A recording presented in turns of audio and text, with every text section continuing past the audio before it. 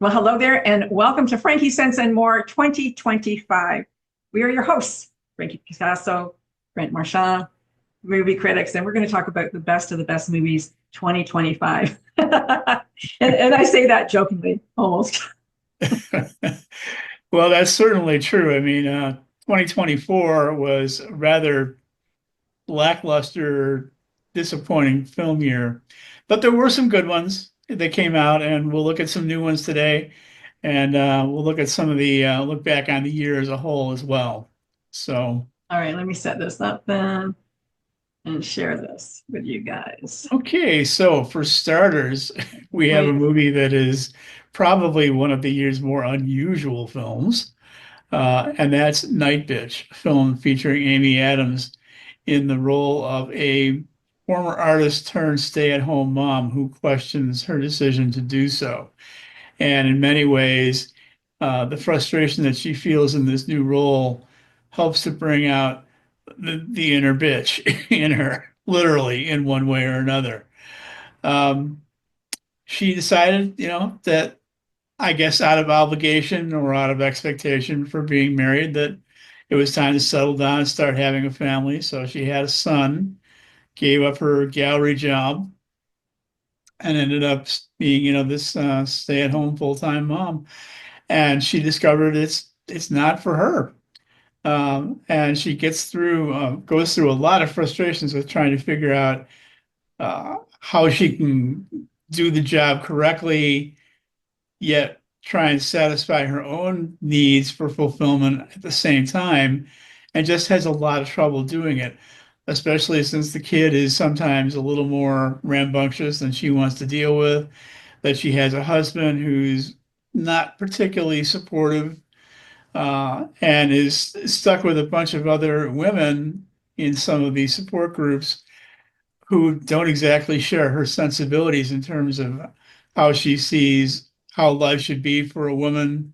And it just, ends up causing her to become progressively more irritated and more frustrated. well, But she's like a lot of women. She's like a lot of women who she who really is. got married. She had, you're having a family, but she never expected the whole thing to be on her. She never Yes. expected to be the full-time caregiver, the full-time slave, let's say, Yeah. in the home, and with her husband going off to work and going on trips out of town and being a stay-at-home mom, and then meeting other moms who, she wasn't really fair to, but she thought, well, I'm an artist and I've got, had this other job and now I'm doing this and it's like not that important. And I don't have that sense of self, although I really love my child. And it so mirrors so many women that I know and my own children, today and myself even, it was the same. Your sense of self kind of goes because you're giving your whole sense to another being. You grew this child and now you're raising this child. As she said in the movie, I didn't expect to do this by myself. Yeah. I thought you were going to be there. And he thought, in fairness to him, a lot of men, he thought he was there as a partner. Yeah. But, he didn't realize how much he wasn't there until she says, you know what? You put that kid to bed. You bathe that child. You do this, you do that. I do this by myself. Now you're Yeah. asking me for every second to get you this and get you that. No, he had no idea what it was like to be a parent. Well, and a lot of her observations about motherhood are so spot on and so funny. I think one of my favorite lines in the movie is when she talks about the idea that she needs for people to get past the idea that motherhood is more than just sunshine and baby powder. And, that there's a lot more to it than just this image that's portrayed of how supposedly wonderful motherhood is 24/7 when you've got all of these responsibilities, when you're having to sacrifice so much of your own self Yeah. in the process. How many times can you sing Wheels on the Bus? She was an Yeah. artist. She had gallery shows. She was, a creative. And she's sitting in these mommy groups singing the Wheels on the Bus. How many times can she do that? And like every other woman is doing it. And you do it and you do it for your kid. But you know what? There has to be a way to preserve you too. Well, her reluctance and frustration in going through a lot of that is obvious too, from very simple things, just like her facial expressions. I mean, when she goes to the library for one of the book babies meetings and you see all the other mothers getting, having these big smiles on her face and she's sitting there deadpan trying to keep from like just going off on the whole thing, saying this is ridiculous. Um, that's one of the things I really loved about this film is that I loved its candor in the fact that it was not hesitating and holding anything back No, making a statement about what's exactly involved with being a mother. And some people might take offense to this saying, "Oh, how dare somebody say something like that?" But it's honest. it was It's spot on. It was so spot yeah, on. I recognized each of my kids in this woman. And, the fact that when she, the night bitch and taking off in the form of a dog and yeah, having that freedom is, I could relate. I could relate so well to that. And it's like, she's not a bitch. She's not a bitch. She's just, a woman wanting to have all facets of herself. exactly, exactly. Just because you become a mother doesn't mean that you give up on yourself. Exactly. you know, and that's one of the things I really liked about this film. It also has some really interesting insights about motherhood that don't really get discussed very much. For example, there's the one sequence where she goes into something of a soliloquy about the fact that by virtue of the fact that women are able to give birth to children, going through pregnancy, carrying it to terms, she said that we are like gods, we are creators. And Yeah, that there's not enough appreciation or recognition that's for what true. they do in doing that. Especially, as she also says, is the idea of the dangers that involve the fact that you're running the risk of your health, the fact that at the time that you're actually giving birth, you're almost being ripped open by this new being that's coming out of you into the Mortality world. rates are very high in a lot of Yeah, countries. And, funny enough, not really funny enough, but I was another movie the Bread and Roses that will be coming up next month. When you think of the Afghani women and how the Taliban are treating women yes, like they're not gods, like yeah, they're nothing beyond, below an animal. It's kind of like, you guys aren't thinking about it. Like, without us, you wouldn't be here. Like, exactly, you would be nothing. It's exactly. really incredible. Yeah, that 50% of a society is just neglected and underserved. Now, this is a film that some people who see motherhood as being such a untouchable, sacrosanct institution, they might very well be offended by this film. Maybe I think Amy humanized. She Yeah, humanized it. she gives such a terrific performance in this film. Hmm. I'm really disappointed that she got overlooked for Oscar consideration because she did get nominated for a Golden Globe and for an Independent Spirit Award, but that's it. I mean, she certainly deserved wider recognition than that. Like, I we've seen her think look some of glamorous. that. Well, We've seen her. I think some of it may be due to the subject matter. I mean, there might be a lot of people who look at it and say, "Well, how dare somebody say something like that about motherhood?" Well, she's being honest, just like the filmmaker and the author of the book that inspired it. I mean, they were being direct, they were being honest. And the way it's pulled off here is very funny. I mean, It is. from the opening monologue where she's in the supermarket and she meets the person who took over for her at the gallery, and she starts going into this really long-winded expose of how she really feels about all this.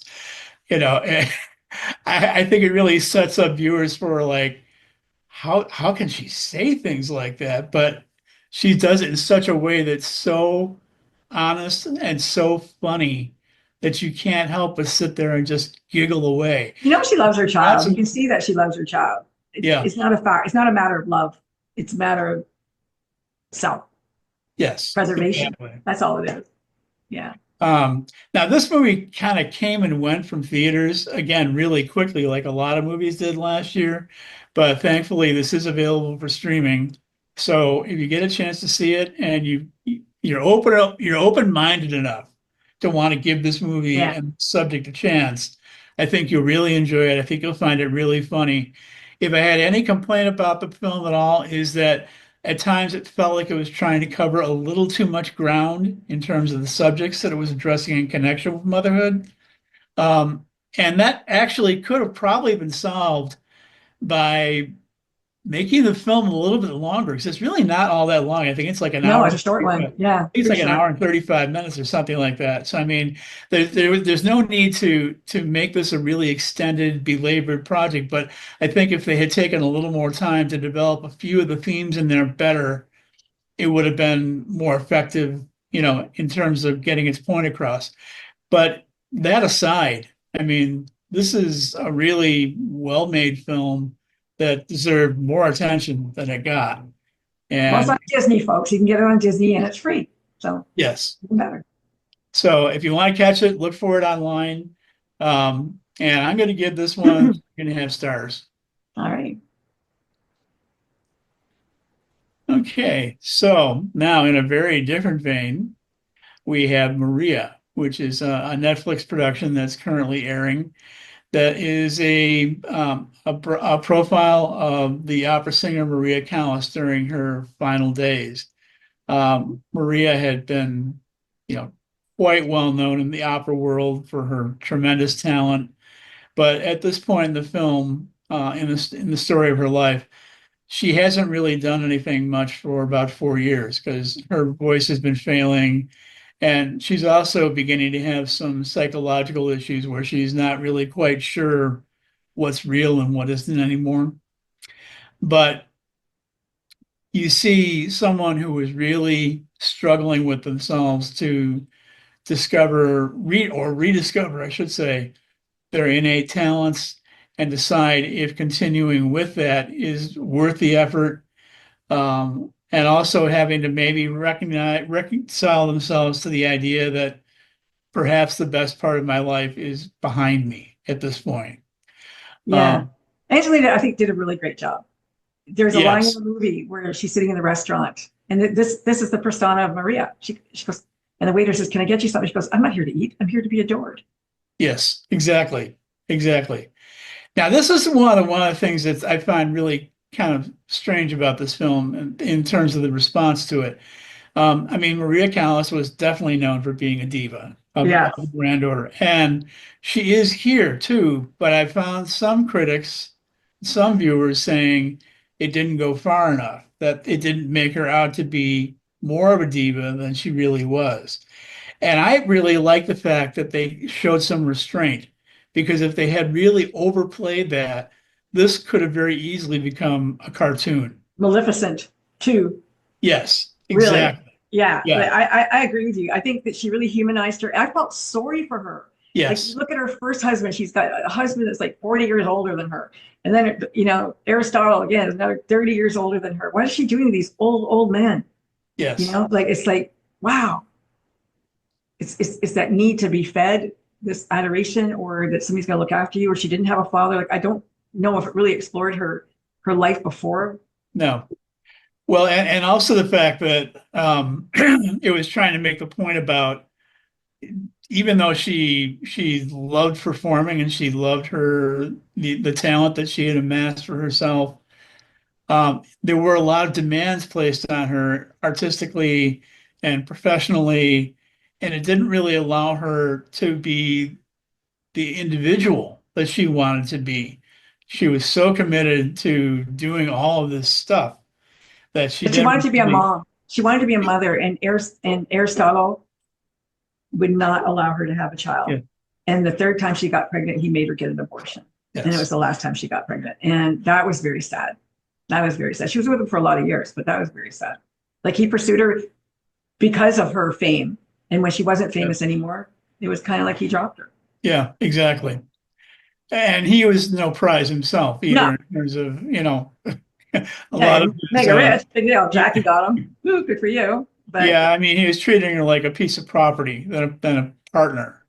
yeah. Um, So, but this is one of the other things I think that some people have been somewhat critical of this film is I think they were expecting a sort of a straight line, run of the mill, by the numbers biography. And it's not. It's more of a character study than it is a biographical chronicle of her life. Yeah. This is typical A little of the arty. filmmaker. He's made other films in recent years about, Jackie Kennedy and about Lady Di, and he looks more at giving you an insight into the persona Yeah. and character of the individual rather than saying, well, this happened and then this happened and then this happened. You're I right. mean, I think this ends up being, to me, it ends up being a more fulfilling way of learning about the character of these individuals than just doing it as a straight line story. 100%. So her Yeah. relationships with her, maid, if you want to call her that, with the people that, looked after her in her life. You get a sense of who she was. And she was very Absolutely. elegant. I mean, and, to her credit, I think Angelina did a really great job at pulling off that elegance. He really did. I mean, this is the first worthwhile movie I think that Angelina Jolie has done in a long time. And in many ways, I found it kind of ironic in the fact that it was almost as much of a comeback for her as the film was in profiling Callis's career at that point. Mhm. Um, and she hasn't really received the recognition for it that she should. She got a Golden Globe nomination, she got a Critics' Choice nomination, and that's where it ended. And I just think it's a crime that she, as another actress from 2024, who did not receive the attention that she deserved. She really is, she's that good. She is, Um, and I'm just wondering if it's the press with what's going down with her and her ex-husband, Brad Pitt. Like, people love him, adore him. He's been in so many movies, and maybe she's vilified a little bit, and she's just not getting the credit she deserves because of that. Hard to say. It could be. I mean, but it's actually not just her performance that deserved wider attention. I mean, there were other aspects of the film that deserved wider attention. I mean, this ended up picking up only one Oscar nomination for cinematography, and the cinematography in this movie is gorgeous. It is gorgeous. Absolutely gorgeous. I mean, um, the main story filmed in color and the flashbacks done in black and white, they're just visually stunning. Another aspect of it was the costume design. It was Yeah, just phenomenal. I it mean, was. it picked up a Critics' Choice Award nomination for that, but nothing else. And I mean, when I look at some of the other films that have been recognized in those areas, and the fact that this has received such little attention in those areas across the board, not to mention the fact that there are a lot of other things about the film that went completely unrecognized. The sound quality. I mean, the opera sequences in this are positively stunning, particularly the ones that come at the beginning and the end, the montages, which sort of like act as bookends Yeah. for, framing the story that you're seeing. I mean, I just fell in love with this movie, and I'm really disappointed that it hasn't received more kudos than it has. But it's available for streaming on Netflix. If you're an opera fan, I think you'll positively love it. And if you're a fan of Callis, you'll really, I think, appreciate the story and the way it's told. And it's also it's one of another wonderful films from this particular director, Pablo Larraín from Chile. In my opinion, he's one of the best directors in the business these days, and he doesn't get nearly enough recognition for what he does. His work It's like here and it's like like in Jackie and Spencer and his profile of Augusto Pinochet, the former dictator of Chile, El Conde. He does great work in almost every picture I've seen him do, and he really needs more attention than he gets. I think this movie is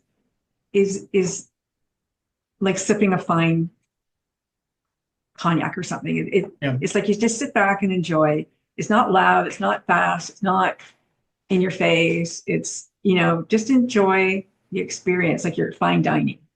I think that's yes. kind of how I would call it. And maybe it's too slow for some people. I don't know. They can't, they're not used to that sumptuousness or experience, but give it a chance. Like just sit and even if opera's not your thing, it doesn't matter. Yeah, that's one of the things that came out in some of the criticisms of the film too, is the fact that a lot of people said, "Oh, it's boring." Like, okay, I mean, what do you want? Like, rockets exploding around you to keep your interest? I Yeah, mean, that's come what they on. want. Not every movie has to be like that, and this Right. clearly is not like that. Um, so, I mean, there are the interesting little things in this that really are quite eye-opening and insightful into her character. I mean, one of the things I had not known anything about, and that comes out in the one scene where she's having the scene in the restaurant with JFK. I mean, I never knew that the two of them knew each other, even Yeah. though, you know, so he's going after her, who's involved with Onassis, while Onassis was at the same time quietly going after Kennedy's wife.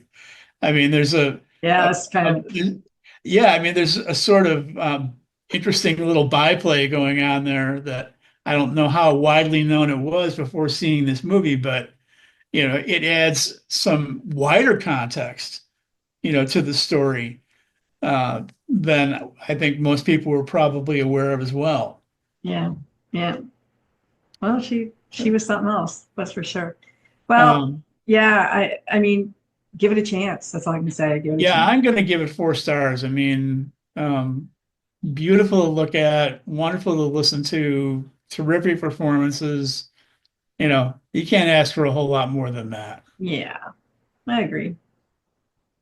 All right. Okay, so next up we have, well, we got 2 pictures there, But but two, I let's don't know start, why they came together, but that's how it wants to come. well, let's start with the one on the left. Superman, the Christopher Reeve story, is a wonderful HBO documentary about the star of the Superman series, and who was a very well-versed and diverse actor in his career, whose life and career were cut short as a result of injuries he sustained in an equestrian accident. But before he made his transition to move on, became quite an activist, working for individuals who suffered from spinal injury issues and mobility problems. And it presents a picture of somebody who had 2 very different and distinct parts of his life, but excelled in both of them. Not just as an actor, but also as somebody who really gave a damn about He people really who, was an exceptional human being. He really was. Like yeah, this, I'm going to come out right at the very top and say this is a 5 out of 5 for me. Like I wasn't that interested in watching, to be honest, but wow, this was a wow. It really was yeah, a huge wow for me as a human being. As look, if you look at his friends, I mean, you look at Christopher Reeve, before the accident, the athletic, the actor, the this, the that. Robin Williams is his best friend, yeah. right? Glenn Close is in his life. Sigourney or um, help me out here. What's her name? I don't know where she's Well, from. I mean, there's a lot of people who There's are so going to many in be, his life that were you know, friends with him, good deep friendships with him, and it's like wow, like this guy was something. This guy was really something, yeah, and his children were something, and the way that they were raised, and the people that he attracted into his life were all real, kind, really kind people. And like, the woman that he did marry, in the end, you, you look at her and she married a guy that went sailing and skiing and they did all this wonderful physical stuff together and built a beautiful home together and they had these children. She accepted all his children and then he becomes a paraplegic who can't even breathe on his own. yeah. And wow.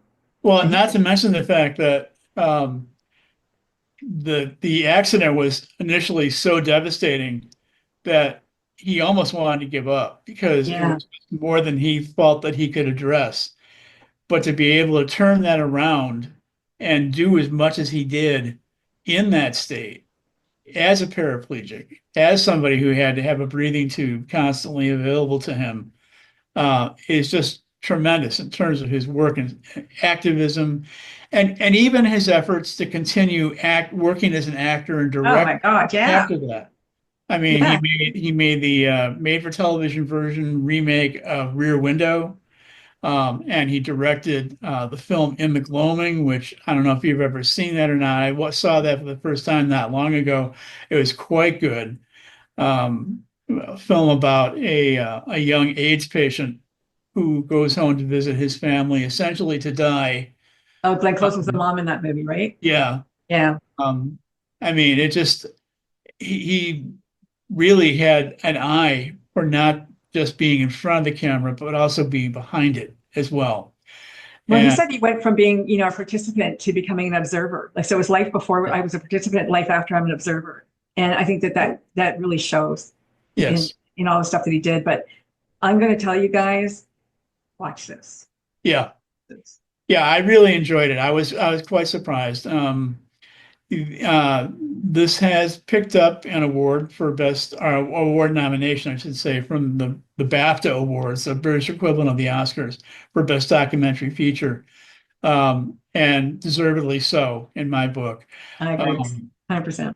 if I had any criticism of it, I did find at times that the movie became a little repetitive, which I felt they maybe could have trimmed it down a little bit to eliminate some of the redundancies. But just, seeing all the clips from his movies, all the clips from interviews with him, and then also the interviews with all the people who were in his life, his family, his friends, his fellow actors, like, um, The award you know, shows, it was amazing. yeah, yeah, exactly. The bravery to Um, come out in a wheelchair and Oh be yeah, his appearance at the Oscar about a year or so after he had the accident and the standing ovation that he got for it. I mean, uh, it was just, tremendous across the board. So and there was one part in the film where he the pop off because he's always expecting this tube to pop off, and it does yes, quite often apparently, and there's nothing he could do about it. yeah, Like you can't call, I can't breathe, you can't call anybody, you're just sitting there waiting, hopefully somebody's going to notice this until I die, right? Scary as yeah, hell way to live your life, exactly, exactly.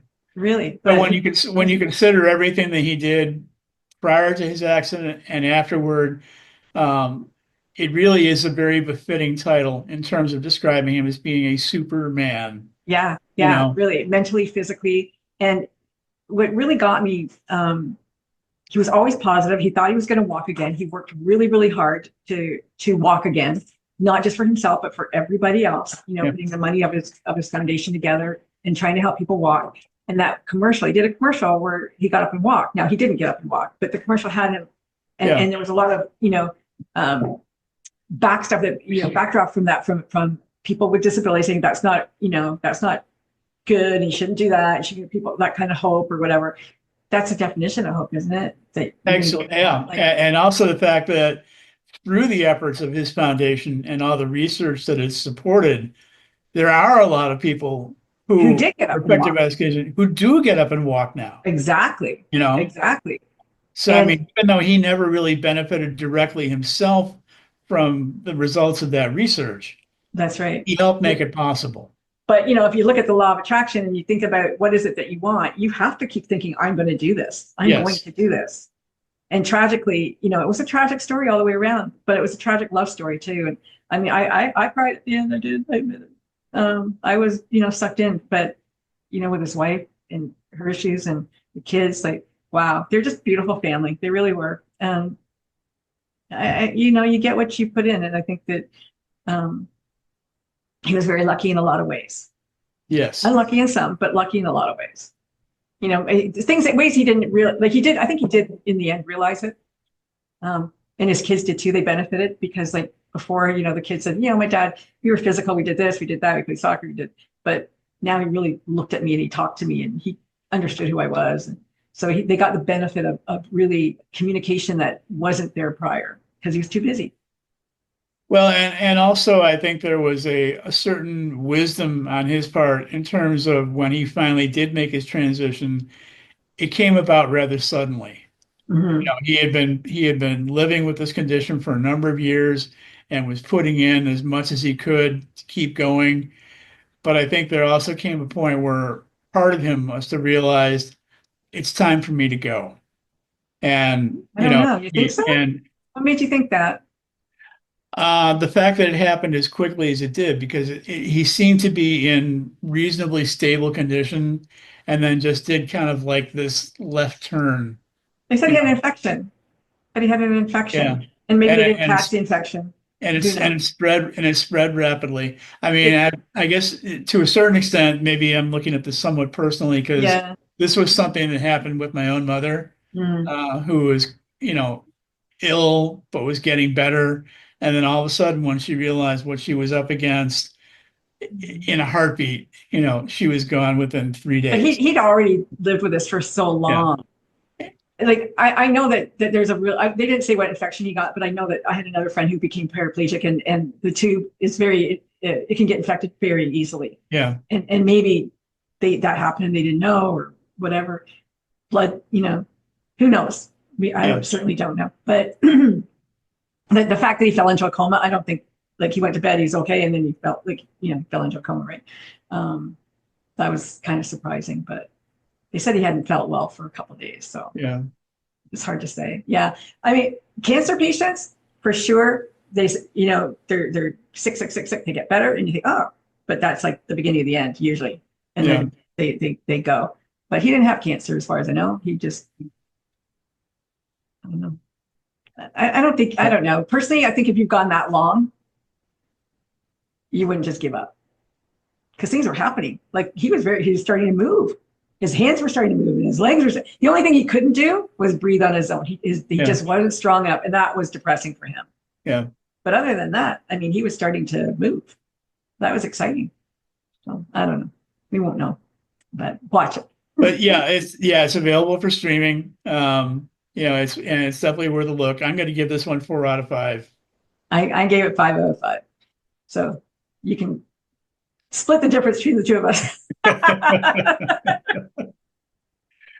Okay, and our final new film for today is a picture that just actually opened up in theaters this past weekend in limited release. It's probably still not yet playing in a lot of areas, but it's the Brazilian film I'm Still Here, which is nominated for Best Picture. And this has turned out to be my favorite film of the year. I really loved it. I think it's something that's really important. It's worth seeing. It's a historical drama about a Brazilian politician, former politician, named Rubens Paiva, who was taken for interrogation by the Brazilian authorities during the days of its um, military dictatorship in the early 70s and disappeared and just never came back. And the efforts of his family to find out exactly what happened to him. They too were subjected to interrogation and harassment because they wanted to see if they knew uh, what was going on with him. Um, and it was in many ways as rough on them as it was on him. But it tells a very heartfelt story about a loving family that's not willing to give up to find out what happened to their father and husband. Uh, just very, very moving in so many ways. This is nominated for Best Picture. It's nominated for Best International Picture. And the lead actress, Fernanda Torres, is nominated for lead actress at the Oscars, and she deserves it. She's really good. Um, this is a movie that might not always be the easiest picture to watch, but it's the kind of important film to remind us about how we need to stay diligent under situations like this. And that if we have someone who we love who is in the kind of peril that they're placed in this kind of a story, the need to remain diligent to pursue what actually happened. Um, I just absolutely, I mean, I had very high hopes going into the film, and for me, they were definitely met, which did not happen a lot among films released in 2024. Yeah. Um, it's beautifully done. It's touching. It's well acted. It creates the uncertainty of what it's like to live under the conditions of a military dictatorship, particularly one like was in place in Brazil, where you know the leadership didn't hold anything back in terms of Yeah. Oh, trying to get the information that it wanted. I recommend this film very, very highly. As I said, it's playing in limited release now at the moment. It's supposed to be going into wider release like within the next couple of weeks. is it in English or subtitles? It's subtitled. Um, yeah, it's in Brazilian Portuguese. Um, but it shows, you know, beautiful shots of Rio where the story takes place. It shows some of the gritty conditions that the political prisoners were subjected to when they were going through interrogation. Um, and just it has in many ways very much an edge of your seat kind of quality when you see how things are playing out, particularly when you see a film that starts out with a very, very loving and happy family suddenly being thrust into these circumstances just because of their father's politics. You know, it's it's it's I one of think these it's things very that, brave to be a politician in any of those, Mexico, any South American yep, country. exactly. I Very mean, brave. the film reminded me a lot of the work of the director Costa Gavras, Mhm. who made films like Missing and The Music Box and Z. I mean, there's a very definite political edge to it, but there's also a very strong personal element running through it. And it's hard to fuse those two and make the combination work, but it's done very well here. I really, I probably sound like I'm gushing about this one, but that's really the way I felt about it. It was really one of the best pictures of the year. So Don't be I'm afraid of subtitles, guys. They're usually better than no, movies. no. Well, I mean, a lot of the best stuff is coming from overseas these days, anyways. I mean, the state of the domestic film industry leaves a lot to be desired. And fortunately, um, film production companies outside the US have not hesitated to stick to their authenticity, to stick to their intent of producing quality work. Um, they just happen to be subtitled. Don't let that scare you. Yeah, I mean, and there's a lot of interesting ideas coming from these people, and like Hollywood is very formulaic, and other Yeah, countries aren't. yeah. They tell a different story. They have a different life experience, and they're much more interesting. A lot Well, of them. Brazilian cinema has a long history of producing a lot of very high quality work. Yeah. And some of the ones that they've done in recent years, like this one, are just really right up there at the top in terms of the best that they've ever done. So when this becomes available, I don't know how widely available it's going to be. It's not exactly, the kind of cup of tea that's going to appeal to everybody. It'll be in an art Subtitles, house somewhere. art house story, that kind of thing. But, if you have an interest in stories that have both a strong personal and political component to them, go see this one. I'm giving this one 5 out of 5. All right. Yeah. It's not usual, guys. I doesn't usually give a 5 out of 5. I don't give out many fives. So, however, if you want to find out what I thought about the year's films, you can find out in list form now from my website. You've got a couple of screenshots here from pages on my two latest blogs. One is the best of 2024. The other is the worst of 2024. Hmm. Um, yeah, I didn't have a whole lot of trouble coming up with the list of the worst. I'm sad to say. But Yeah. I did find quite a few that were definitely quite good and certainly noteworthy if nothing else. They're outlined in brief detail reviews of each in both blogs. In the case of the best of 2024, I've included links to the websites and trailers for the films where they're available, as well as to links to my own more detailed blogs that I've published on my website over the year, as well as others that are yet to come.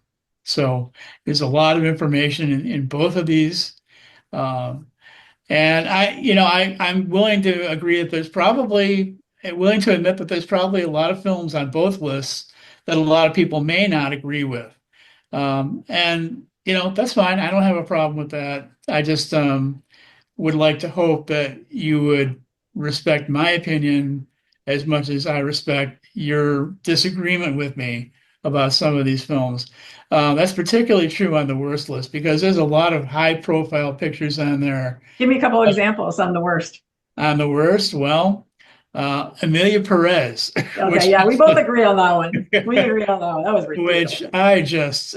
I just don't understand I that. don't understand that at Um, all. Another one would be Nickel Boys, which is also a nominee for Best Picture. Another one would be The Substance, which is Yeah. a horror film of sorts that actually starts out pretty well and then just absolutely degenerates in the final act. Um, and features a performance by Demi Moore, who's nominated for Best Actress at the Oscars. Um, and one of the ones that's in the top 10 of my worst films is also another Oscar nominee for Best International Film called The Girl with the Needle, which I will admit is technically very well made, but features a story that I find almost offensive and a very kind of questionable taste. I won't go into greater detail than that, but just suffice it to say that if you are interested in seeing that one, be prepared to be repulsed at times. I mean, it's a storyline that just is very chilling. It's very, I'm saying calling it irresponsible would be maybe going a little too far, but it's one of those stories that even though it's based on a fact-based event, um, the question of whether it can be made versus whether it should be made What certainly about comes did you in. did you write about Honora? I mean, there's a lot of awards And to give Nora's it. not on either of those lists. And Nora sort of fell somewhere kind of in the middle. Um, I didn't like it enough to include it in the best. I didn't hate it enough to include it in the worst. I was a little surprised that at the amount of hype that's been heaped on it. Mainly because a lot of people said, "Oh, it's so funny, it's so original." It's like a comedy about a green card wedding being original. I mean, come on, that's been done a lot of times already. And I didn't think this was particularly And the outstanding. prostitute, well, Pretty Woman was, Yeah, I mean, yeah. um, I don't know. And to see her disappointment over the fact that the wedding didn't work out the way she was hoping it would, well, what does she expect? It's a green card wedding. I mean, come on, you know. It's like 90 days. Yeah, exactly, exactly. So no, that's not on there. September 5, which I had been looking forward to a lot, didn't make it onto either Yeah. cut. It sort of Yeah, was in the middle. that was really good. A Complete Unknown is in the middle. I loved A Complete Unknown. I I did mean, like it. it struck me as basically like an anthology of music videos. Yeah, well, Um, you know, and I mean, it was okay, but I mean, to say, gosh, I really love this or gosh, I really hated it, I didn't fall either I think way. what's funny though is that at 84, he's going out to do a concert now. He's Yeah. going on tour. So that is kind of funny. Well, But one of the things I thought that was a little odd about A Complete Unknown also is the fact that um, they nominated Monica Barbaro for Best Supporting yeah, Actress playing Joan Baez. yeah, I think they nominated the wrong actress from that movie. I I do thought too. Elle Fanning as Bob Dylan's girlfriend gave Yeah, a much better performance, yeah, and that she should not have been overlooked, but was. That was, yeah, I agree with that. But I think that they did that because maybe they didn't know she could sing. Maybe, I don't know. I, I don't know. But now there's a movie out about um, Joan Baez, so it helped her career. It helped her well, again. all of that kind of leads into the last segment I had here, and that's the fact that next month we'll be doing our annual Oscars preview. And the Oscars are very weird this year in many ways. There's an awful lot of films that have been nominated for things that probably never should have been nominated in the first place. A lot of films that should have been nominated for things that have been left out and snubbed. Is this a Um, screenwriters, thing? Is that partially due to that maybe that stuff didn't it get could made be. or should have? But we also talked earlier about the strange distribution schedules that have been going on this year with certain things being held back longer than expected and then not opening up as widely as we thought they would when they finally Like, I did. don't even understand, like with Kevin Costner and Horizon, like second and third were made. Like, why don't they just let it go out? Like, they wouldn't even let it be distributed. Like, Yeah. I find that odd. I really do. I actually liked it. I like a Western and I thought it was really good. It was as good as anything else that's out there.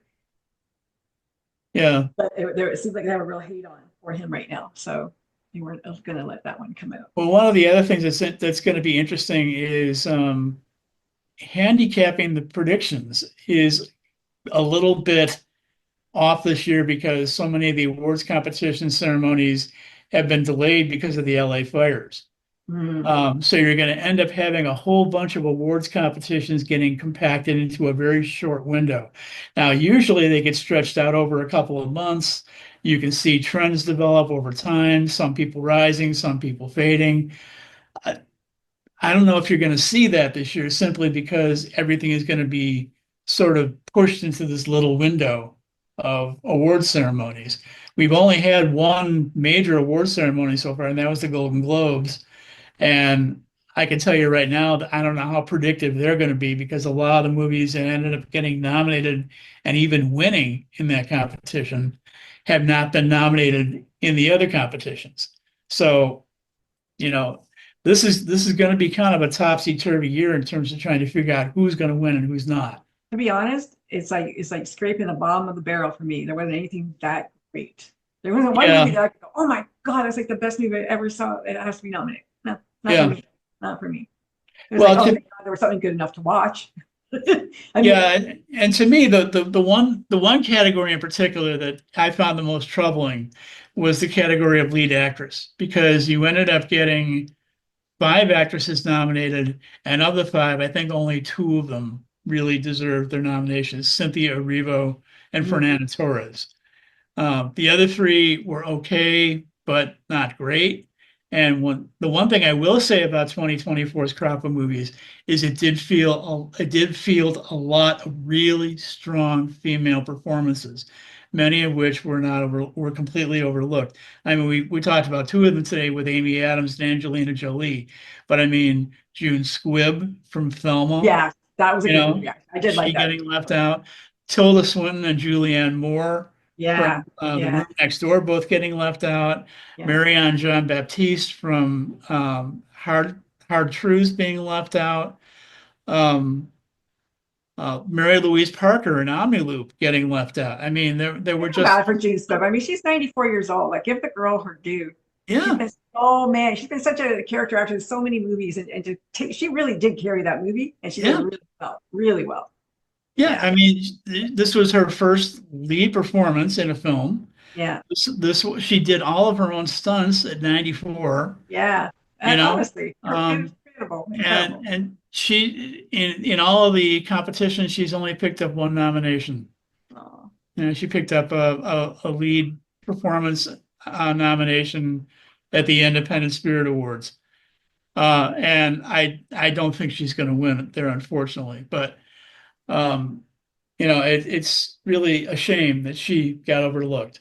yeah, Also, Kirsten Dunst from Civil War, she got that overlooked. was good. You That know, was good. Yeah, that was I mean, good. it really would have been hard even coming up with only five to And nominate, Lee was good too. Lee was good too. you know, but Yeah. it's just, and you know, uh, Mikey Madison and Demi Moore and the actress from Amelia Perez, I'm sorry, but they're just not in the same league as all the other ones that we've mentioned.